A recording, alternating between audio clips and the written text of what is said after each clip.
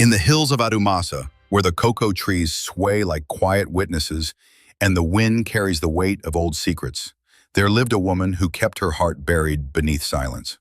Her name was Akosua. To the village, she was a lucky wife, married to Mensa, the richest cocoa merchant for miles. She had fine cloth, gold earrings, and a compound with 3 gates. But not all riches glitter where the eye can see, because Akosua's silence was not peace, it was fire. Mensa was a man of pride.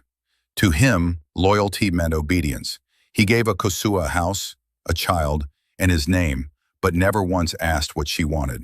Their conversations were short, their dinners silent, their bedroom colder than Harmattan winds. But there was one man who remembered her laughter. Kwame, Mensa's younger brother, the one who once walked with her to the stream before anyone knew who she would marry, the one who made her laugh, the one who stood aside when tradition chose his brother over his heart. For years they avoided each other, out of respect, out of fear, out of duty, until one night after the death of Mensa's father, everything changed. In the hush of mourning, in the smoke of ancestral fire, their hands touched, and in that touch, years unraveled. They met in the shadowed places, under the cocoa trees, in the back storehouse, at midnight by the river where the frogs knew more than the elders. But secrets rot in silence, and the fire in her silence began to rise. Essie, their daughter, saw first. A child always knows when love feels wrong and when it feels too right. Then Ama, the grandmother, began to suspect. She watched Akosua like a hawk, whispering to the ancestors for signs. The final blow came when Mensa returned early from Kumasi, unannounced. He found a carved bracelet on Akosua's pillow, one he had seen before, on Kwame's wrist. The air turned colder than betrayal. Mensa didn't shout. He didn't beat his chest.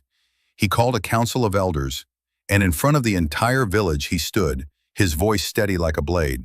I was betrayed not by my enemies, but by my own blood, and by the woman I called wife.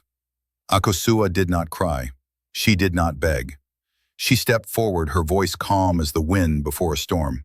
Yes, I loved your brother, and yes, I lied to keep your name clean, but I will not lie again. Because silence is where women die. The crowd gasped. Amma screamed curses, tearing her scarf. Kwame tried to speak but was dragged away.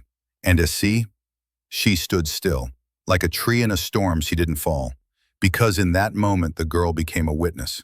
Not to scandal, but to truth. The elders ruled that Akosua be sent back to her father's home.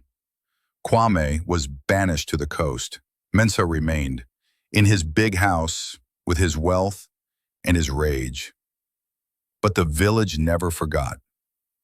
Some called Akosua a curse, others called her brave. And years later, when Essie stood in front of her own suitor and said, I will choose love, or I will choose no one, the women nodded. Because they remembered the fire that once lived in silence and the woman who dared to let it burn.